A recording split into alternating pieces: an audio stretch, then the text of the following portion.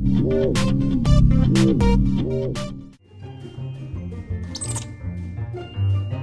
you tired of high-pressure tactics? No, I'm not going to sign that. It's too much. At Community Auto Group, you'll find we have a straightforward approach. If other dealers have made you uncomfortable, give Community a try. You'll enjoy your experience here and find a straightforward deal that's right for you, not high-pressure tactics. Community Auto Group, straightforward deals from the straightforward dealer.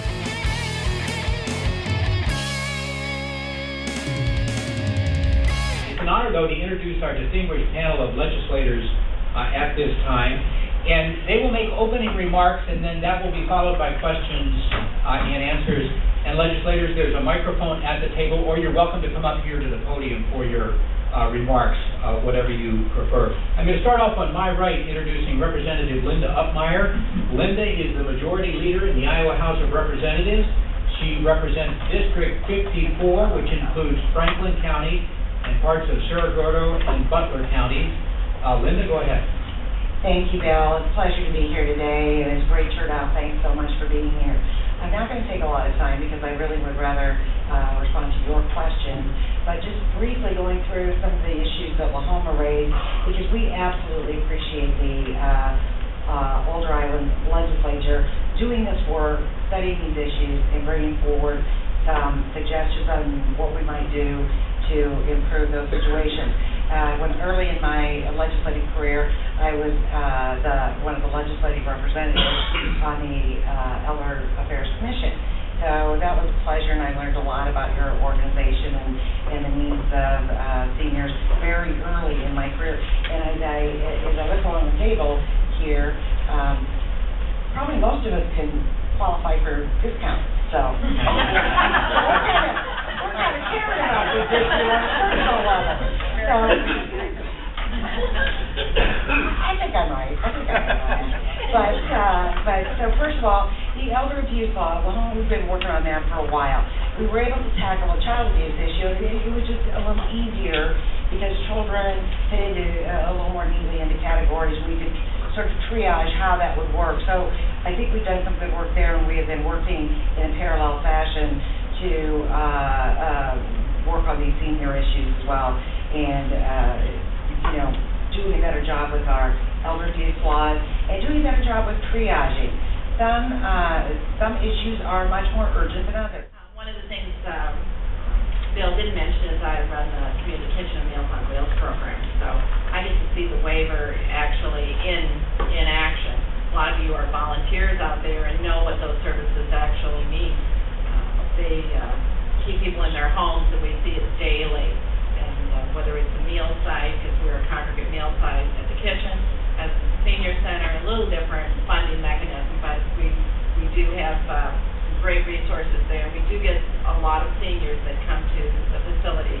We also, on the Meals on Wheels program, have seen what a great benefit that is. And in fact, Celebridge is one of those groups that volunteer and deliver the meals. So they actually get to see it on a basis, very intimate basis.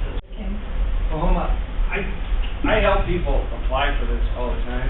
Yes. And over the last 2 years, what I've seen has really scared me, because in the past I've been able to work with DHS. Now we can't even have people sitting across the table talking about things. When they have to apply for things, they're told, no, now you gotta get a phone call. Well, if you know a lot of these people, that isn't how they deal with business. If you're 85 and 95 years old, you've lost your spouse possibly, you have 15 major medications, you may have 5 major illnesses, having to deal with a gauntlet right now of paperwork is very much a pressing issue for them. Most of them will give up when they get to that point where it says, if you need to talk this one, push 5. By 3, they are already hung up the phone. We have so many roadblocks in front of people just to get to square one anymore. I've gotten to the place now for a lot of these clients, I'm telling them your best avenue is to get an attorney. And that's a shame. We shouldn't have to have a state system that is so challenging that you have to go that far. So you don't go out and help them sign up, or you don't have a case manager that helps them? We help them sign up. It isn't at that point. It's the point where send things in. Right now, I'm at the point where I tell them, when you send your stuff in, first of all, you make a copy, because half the time you're going to be called back saying they didn't receive something. Second, I tell them to get an itemized list and have it sent certified mail of what you sent, because some of these people are getting it back for the third time saying we didn't get something. I have people that have $25,000 in resources, and by the time they get through the paperwork, they have nothing. That is wrong, and we're seeing that day and day. And when I tell these people that they can face this, I'm hoping they won't, and they come back and tell me, you were exactly right, we ran into all that stuff. They told us we didn't send it, you sent it 3 times. This kind of stuff is crazy for anybody, but for somebody that's in the later years of their life having to deal with so much loss, to deal with something so complicated is getting crazy.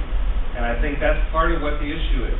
Part of it is people being denied their benefits when they should be getting them. And we have a number of seniors out there that are very eligible are not getting benefits. And if we talk about the group that's just below that, because now we're dealing with more and more disabled, that's even worse, because they have an automatic waiting list, no matter how bad you are, of a couple of years, just because they're on a waiting list. That's wrong. If people are needing and they qualify for a service, they ought to be able to get it, especially from a state that's in as good a financial shape as we are. We have to have a better moral conscience than that and find a way to make it simpler for our seniors to access services. When did you see this change? Because it never used to be this way. So It's been slowly progressing, but I'll put it in a better perspective for you. We cut our DHS offices to a third in terms of staffing. They don't even go in there and talk to their person anymore. They aren't assigned a person that they can have that works them through the system anymore. Okay? They get a team of 3, which has very little accountability. Okay? We talked about the fact now that we not only cut DHS that much, but our workforce centers are cut that much. Social Security went from 22 to 9 in our offices. Their hours are cut. They don't work on HUD office now.